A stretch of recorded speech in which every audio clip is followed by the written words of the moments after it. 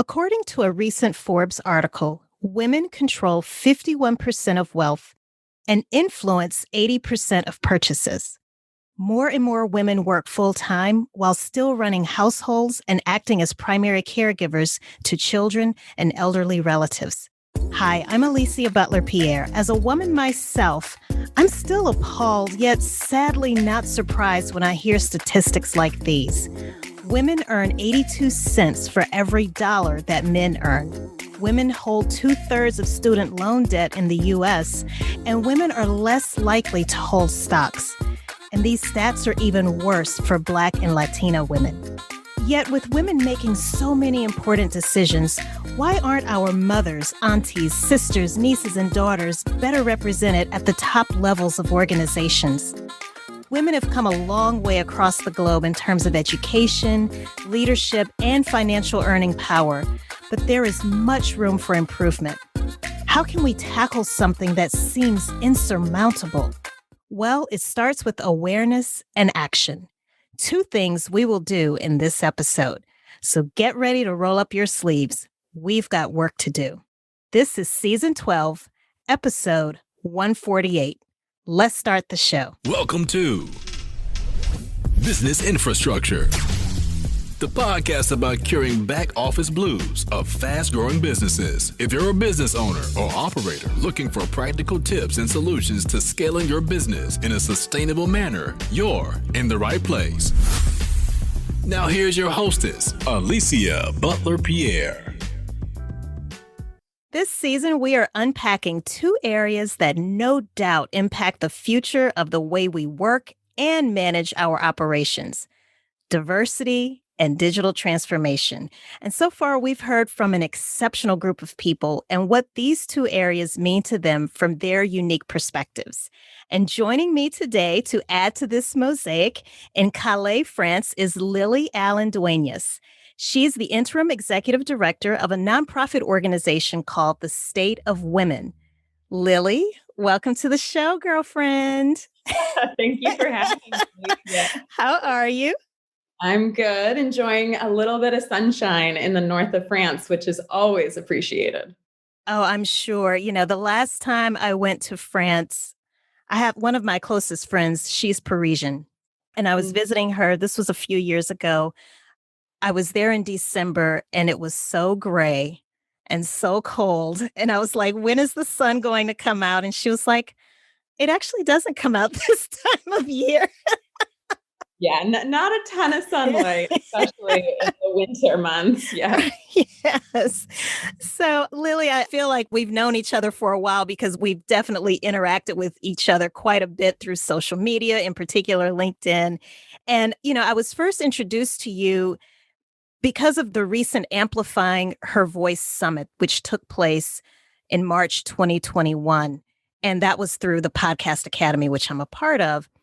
And, you know, I must tell you, as I've been reading about you and looking at your portfolio, your online portfolio, and looking over your different social media profiles, I'm like, wow, she is a true Renaissance woman. So yes, you are. You know, I was looking at the fact that you have, you know, this very strong background in creative writing, marketing, the arts, yoga. And I was thinking, wow, how did all of this lead you to becoming the interim executive director at the State of Women? Please share with us. Ooh, it has been a wild journey, that's for sure. And I love it. I loved the word you used in the intro, mosaic. And I feel like that's how my career has kind of gone, is just these little random pieces that come together to make something complete and hopefully beautiful, but definitely enjoying it. So I think I've loved keeping my hands in as many pots as possible, or as the analogy goes, wearing hats. I usually say, no, I like to wear a lot of shoes. Oh, okay. I don't want the hat thing. That's me. I love it. Yeah, but I just, after I graduated university, I moved to Greece on an art fellowship. So I was teaching art at a private high school there. And then when I came back to the States, I felt so called because I'd done marketing before in a director position at the University of Iowa. And so then I thought, all right, why don't I take my stab at that? So then I was marketing. And then during the time when I was marketing for a nonprofit arts organization, I also joined some boards of directors, also in the arts community there. And I just got so involved in so many different things. I guess it just felt like I was doing everything at once, volunteering for boards and serving under boards and being on steering committees. And I was commissioning murals for a city and flying in an artist from Portugal. Like so many different things came together to create this really robust experience. And then I decided to become a yoga teacher and do the digital nomad thing for a while. So I spent 2 years backpacking across Asia, teaching workshops at surf hostels and at yoga retreat centers and, the Philippines or Sri Lanka or Greece.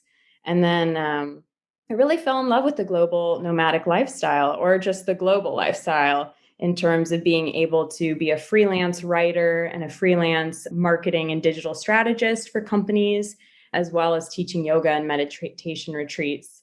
So COVID changed everything. And so that's why I'm so excited we get to talk about digital transformation today, as well as diversity. But I'm just so amped because digital transformation is also kind of what brought me, I think, to the State of Women Institute. We connected on LinkedIn, the founder, 𝗕𝗂𝘀𝗶𝘀𝗀𝗀𝗂𝗧𝗩, we connected there, and we just kind of kept a conversation going, just random every other week or once a month WhatsApp calls, just kind of discussing the momentum of the organization, what's going on. And then when the time was right, like things just clicked into place. And it still is kind of a critical inflection point for the organization. So I'm so excited to get to come in at this time of change and shifting, and when things are kind of starting to really gain momentum and revitalize and rejuvenate all of the brand identity, the websites, the messaging. And as we are creating these initiatives for the global community, and these are new things in the digital realm we're tackling. So I'm just so honored to get to be a part of that team and to serve as a leader in the organization during this time of change, as I said. It's funny because I was wondering as I was preparing for this interview, like, I wonder if you mentioned being a digital nomad. I was wondering if your yoga, experience and being an instructor, if that's what led you to working in India. And eventually that's maybe how you met Anu, the founder of the State of Women. But it sounds like that's not how it happened at all. It was actually through social media how you all met. So I'm glad you mentioned that. What exactly is the State of Women? Can you explain what your organization does? Yes, I'm glad you asked. So the State of Women Institute, the full name includes Okay. Institute. So the State of Women Institute is a nonprofit, and we have this mission to amplify the voices of women and girls, particularly those who are underrepresented or marginalized, to provide platforms and educational experiences, mentoring, and opportunities for them to kind of leverage their voices by producing and broadcasting podcasts or creating these panels and events. So yeah, it's just all about providing opportunities to women of all ages and genders and national origin, and just everybody who says I do want to qualify that. I said of all genders, because so I do want to qualify that anyone who identifies as a woman is welcome to join the State of Women Institute in any capacity. And we do even have a staff member who is a man. So we really are representative of the whole spectrum. But that's what we do, is try to provide, and we're constantly growing and shifting, as I said, but that's our mission, to just amplify the voices of women and girls and provide them with opportunities and educational opportunities to learn how to do that, and to provide them the platform where they can actually kind of have their voice be heard. And I must say, the global footprint that you all have is incredible. Just from attending your Amplifying Her Voice Summit, I was floored by the number of women who participated, but then just really looking at where everybody was in the world, geographically. People, you mentioned, throughout parts of Europe and Asia and Africa and the Americas. And it was astonishing. So you all are truly living up to the creed of having that representation and not just centered in one part of the world, as many of these organizations, somehow that's how they end up shaping up to be. But this truly felt representative of women across, I think it was what, 5 different continents? Oh, well, I know we had over 100 countries, which was Okay. Wow. fantastic. And we had 1,600 people in attendance and around 250 speakers from all over Wow. the world. And we even had, like a young, I think she was 8. We had an 8-year-old Oh, on the panel. She might have been between 8 and 12. Sorry if I am picking the wrong age, but I know she was very young, and we were just so grateful to have people from all over the world, from even like Papua New Guinea, like these countries I never would have pegged as being able right, to right. join us. It was so fantastic. Yeah, that's the power of, and we're going to get into the digital transformation piece in just a little bit, but that's the power of digital technologies.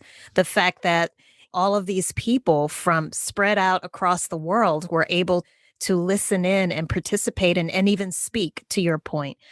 Something else that I noticed, Lily, when I was looking at the State of Women Institute's website, there appears to be 3 different organizations rolled into one. I was wondering if you could explain that. So I noticed there's obviously the State of Women Institute, but then I saw something about 𝗕𝗂𝘀𝗶 as well as women investing in women digital. Can you explain what the structure is? And does this all fall under one organization, or are they truly separate entities? I'm glad that you asked. So the Women Investing in Women is kind of okay, well, why don't we start with 𝗕𝗂𝘀𝗶? Okay. The umbrella under which we all fall. Okay.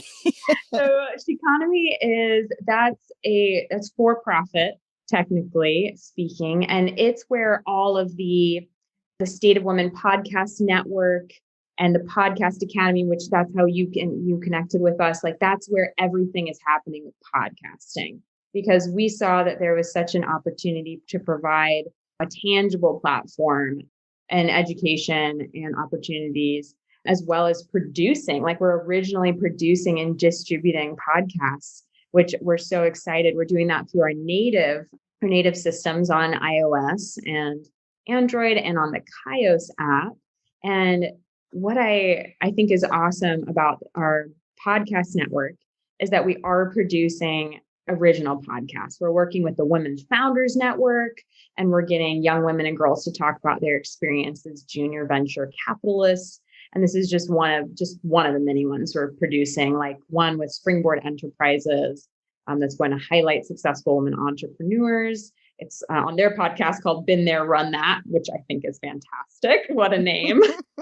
And we do have another podcast coming up with Kelly Williams, who started the Private Equity Women's Investors Network. And we did Jane Thomason's podcast, Blockchanging the World. And she's the senior authority in blockchain and cryptocurrency. So it's a really cool thing we're doing. And so if any of your listeners are interested in starting your own podcast, feel free to reach out to me.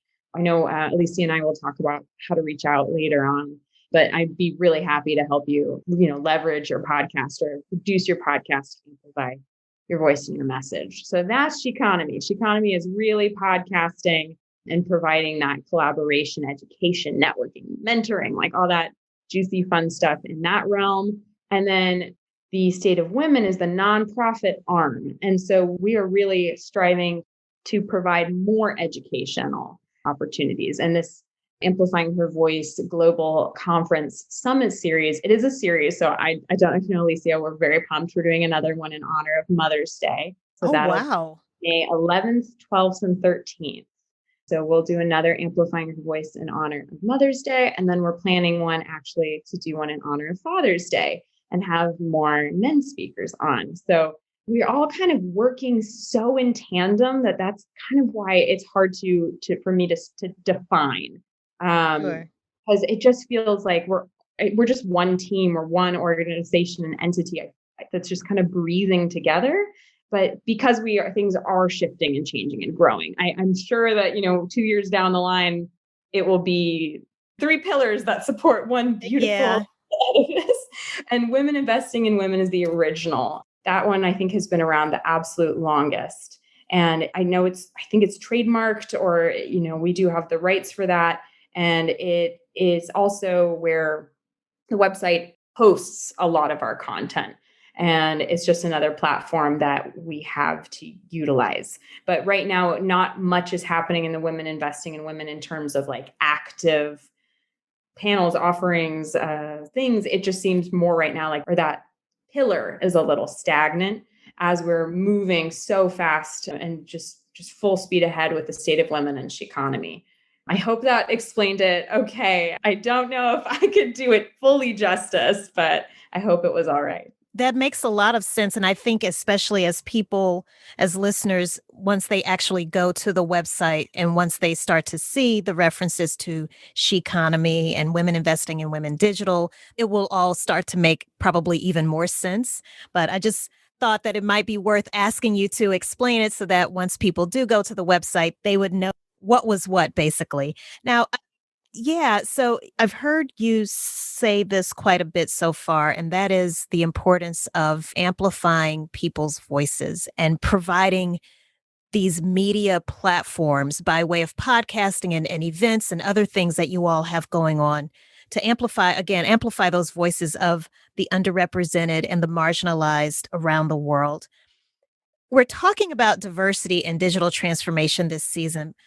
What is diversity to you, Lily? Because it means different things to different people, depending on the context, depending on their work experiences, their background, and what they're currently doing now. But how do you define diversity?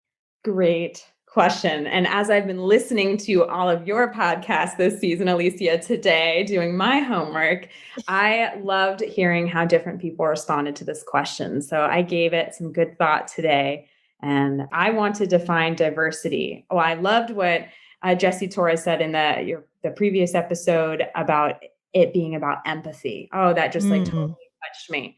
So I love that definition. So I'm going to give that nod to Jessie Torres. But for me, empathy is about empowering people by recognizing and respecting just everything that makes us different. So diversity, we usually do, I feel like, talk about in terms of race, but it stands out just so much more, that age, gender, ethnicity, religion, disability, sexual orientation, education, national origin. I mean, all of this just comes together and makes this just juicy, yummy, melting pot of a person. And that's diversity for me. But there's also that aspect I do want to mention that it was part of a TED Talk that Janet Stovall, she was a speechwriter at UPS and an inclusion advocate. She said, diversity is a numbers game and inclusion is about impact. And so that's always given me some food for thought, that diversity, you can just say there's a percentage of a certain amount of, Hispanic people at this organization. You can call that number out. But when I think of diversity, I do think of just a room full of fantastic and different people from many different walks of life. But when I think of inclusion, I think more about the environment and the atmosphere that's being intentionally and consciously cultivated. I guess that is my definition in terms of diversity, and also the power of inclusion being discussed and on the table as well. That what we're consciously creating and cultivating is so important in every organization. And at the State of Women, we are such a diverse team. I love that we have different ethnicities, ages, national origins represented. We have team members in Thailand, Berlin, and France, which is me. I'm the one. And we do, as I previously mentioned, we have a man on our team. And I do feel like we're always trying to be inclusive and have an inclusive environment where all of our energies and our schedules and our work styles and our personalities, they're all really respected. And in a way, I mean, I'd like to say they're celebrated, which is a pretty fantastic thing to get to talk about. That it is such an amazing place to work and to be involved with, because everybody's personality and energy, as I said, is acknowledged and respected and worked with. And you can feel it. You can feel the inclusive environment and that atmosphere. And very lucky to be a part of that. That is awesome. And it's reminding me of something that this is another guest who will be on the podcast, but His name is 𝗕𝗂𝘀𝗀𝗀, and he said something to me it's just kind of been in my head ever since. He said, 𝗭𝚀𝚀, at the end of the day, people just want to be heard. And so thank you for mentioning the word inclusion, because now more than ever, we're not just seeing diversity in and of itself. It's diversity, equity, and inclusion. So thank you so much for bringing up the word inclusion, Lily. I'm curious, why is it so important, in your opinion, that women in particular are able to be heard? Kind of piggyback off of what I said my friend 𝗕𝗂𝘀𝗀𝗀 mentioned about people wanting to be heard. But why, in particular for women, is it so important that they not only be heard, but to actually have their voices, to use the word State of Women Institute, amplified? That is a beautiful question. And I know we do use amplify over and over again. No, but I think it definitely seems intentional. And I'd love for you to talk about that. So I think that it's very interesting that over the journey of women in, we'll just say the United States. So women control 51% of US wealth. That's something Forbes has reported in this year. And so if they're controlling in the US 51%, if they're influencing 80% of all of our purchases, and that's Forbes again. What's really interesting is that 77% of the S&P 500 company boards are 2/3 male, and only 2% have more than 50% women members. So that's just a statistic that it's just one of the many that there's not enough seats at the table for women. Yet women have all of this like soft power or hard power, but it's just not talked about enough, or it's not changing fast enough, or we're talking about it, but we're not changing it, or we're talking about it and too little is being done too slowly. I feel like everyone's a little fatigued with this gender wage gap and all the conversations that are going around about how women do not have enough seats at the table. And it's just amazing in 2021 that that's still where we are. But now the conversations are growing that people of all diverse backgrounds just do not have enough seats at the table. It's not just women. But what I really am just so grateful for about the State of Women Institute, because I did have someone ask me and just say, I'm challenging you, Lily. Why do we have a group that's excluding another group? We'll say, if we're the State of Women, but we're hypothetically excluding men, not that we are entirely at all. They're always welcome to listen in and support the women. And we do have a man on staff, of course. But it was challenging when someone asked me, why are you excluding, we'll say 50% of the population from your organization? And I gave it a lot of thought. I was lucky. He sent me a voice memo, so I had plenty of time to think.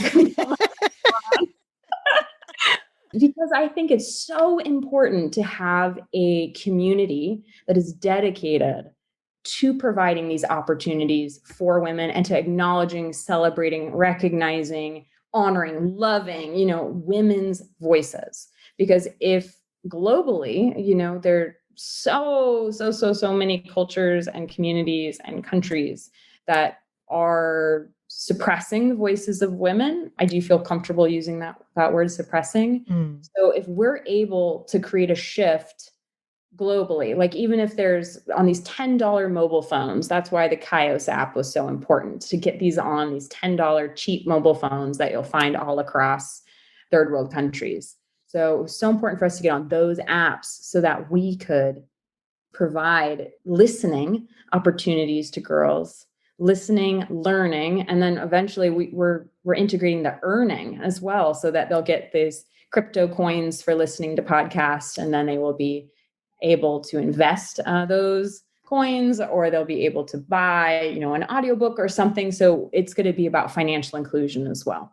So it's amazing what we're doing globally to make sure we're paying attention to women's voices in all corners of the world. And so when I answered my friend, to circle back, I said, it's very important that we have a community of women who are dedicated to finding and nurturing the voices of other women. Because also, if you think about going, I don't know if this is a good example. I hope it is. It worked out really well when I explained it to my friend. But if you think about having a organization that wants to promote vulnerability and authenticity and just the safety that's necessary to have some of these really tough conversations, maybe around, what it's like to be a refugee, or, what's it like to be a woman in a country that you don't feel safe to go outside at a certain time of day, just these really tough, you have to be in a community where those conversations feel safe to be had. So I think that's why it's so important that our organization is so diverse and inclusive, and pays so much attention to the voices of every woman and girl and child that can somehow find her way to us. We would love to have more opportunities, or always provide more opportunities, to just reach those people who don't feel like they have a voice, or have been challenged to not want to be honest with their voices, or to not run around and loud and proud, screaming or whatever they want to at the top of their lungs. Or we want those whispers, those roars. That's what we want to take. And we want to just amplify, just let everyone hear it, because there's so much going on that we don't even know is going on, or that we need to know that it's going on. So that's why we're doing what we're doing. Agreed. And that's the beauty of what you all have built, and as to your point, is growing very rapidly, is having that global conversation. Because you're so right. There are things that, with me being here in America, that I just can't fathom. That I remember reading an article, I think this was about 2 years ago, Lily. I think it was, correct me if I'm wrong, I think it was Saudi Arabia, where it was illegal for women to drive a car. I think it was Saudi Arabia. I will fact check myself. And if I can find an article about it, I'll make sure to put it in the show notes. But I'm pretty sure it was Saudi Arabia. And I just remembered reading articles about that, thinking to myself, yeah, you are. Saudi Arabia granted women the right to drive a car. Yeah. And it just blew my mind, because it's something that is so second nature for me and every woman, young lady who's of age to be able to legally drive. Like, I just couldn't wrap my head around that. But to your point, I would never hear that had it not been for some of the women in Saudi Arabia who were speaking out. They were getting interviewed. That's the importance of podcasts. That's why I love the fact that you all have an all-female podcasting network, because otherwise you would not know these stories. And so, again, something that I just completely took for granted, I didn't realize it's not even a luxury. It just wasn't a possibility, period. So that, just listening to you talk about, taking that voice from a whisper to a roar, it made me think about that story in particular. You shared some very interesting stats with us. Women controlling 51% of wealth, at least here in America, according to Forbes, as well as women influencing 80% of purchases. Now, something that I'm going to read a quote from the State of Women's Institute's website that I thought was just such a great lead in to this conversation about digital transformation. By 2020, it is estimated that women will control $20 trillion of investable capital, which is equivalent to twice the GDP of India and China combined. Our world is approaching an unprecedented era in which women are more connected on social media than men, and are in an opportune position to reshape the world with innovations that could lead to a more peaceful and prosperous world. Wow. So just even seeing the piece about women being more connected on social media, and then knowing everything that has happened as a result of COVID and around the world, how we've all been, whether we wanted to or not, forced to digitize much, if not all, for many companies, our operations. How do you define digital transformation, Lily? Because I would imagine that's what's enabled you, to your point, as you mentioned earlier, when you were kind of backpacking across Asia. If it weren't for digital technologies, would it have been possible for you to do that? Or Oh man, Alicia, I had to hike through a jungle for 30 minutes just to get Wi-Fi. I was on a little island in Cambodia and it involved jungle treks. So yeah, wow. I've done it. I know the power of Wi-Fi and of Mm. technology and of being connected to it. And it really makes you realize too, when you know you have to legitimately trek through a jungle for 30 minutes to get some Wi-Fi, how often do you really need Wi-Fi? It makes you really question how connected or how quickly, we just grab our phone and go. So I do agree with you that so many of us have had to connect digitally in ways we might not have had wanted to. I know some people were so anti social media, but they have to now to stay connected because of the way that this pandemic, has created all these restrictions. Mm-hmm.